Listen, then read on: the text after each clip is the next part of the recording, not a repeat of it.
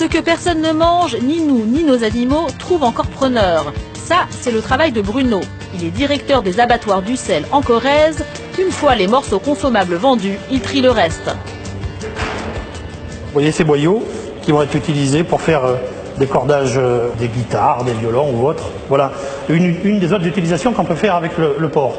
Encore une autre utilisation avec les oreilles, voilà, clandestine à la fabrication de produits cosmétiques, des masques pour les cheveux, des crèmes visage. Vous voyez, c'est ce qu'on appelle le gras, hein, c'est du gras, vous voyez. Hein. Je vous fais noter l'aspect gras et très tendre de cette partie du porc et qui eh bien, se destine à fabriquer le rouge à lèvres que ces dames utilisent grassement et qui vous permet, lorsque vous vous embrassez, d'avoir un porc entre vous. Aujourd'hui, c'est justement du gras que Bruno doit livrer à un laboratoire cosmétique. Nous n'avons pas été autorisés à filmer cette étape de la transformation du porc, mais dans cette pharmacie, la propriétaire nous confirme qu'on trouve bien du gras de porc dans les rouges à lèvres.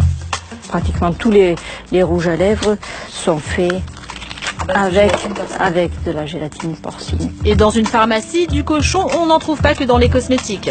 On trouve des médicaments à base de porc, soit le médicament en lui-même, soit l'enveloppe du médicament qui est composée de gélules. Chaque fois, comme vous pouvez le constater, on a cette pellicule est faite à base de gélatine. Si vous ne mangez pas de porc pour des raisons religieuses, pas de panique. Gabriel Elfassi est rabbin en banlieue parisienne. Il est très clair, quelle que soit la religion, quand il s'agit d'un médicament, il n'y a aucune interdiction. Toute religion qui se respecte se doit de soigner ses malades. Donc à partir du moment où il y a, on va dire, un remède qui a été prescrit par son médecin, que cela contienne une matière grasse animale qui est infime, qui est presque, on va dire, inexistante, il n'y a aucun problème, on peut avaler donc ce genre de médicament. Je prends l'exemple de la gélule, bien sûr.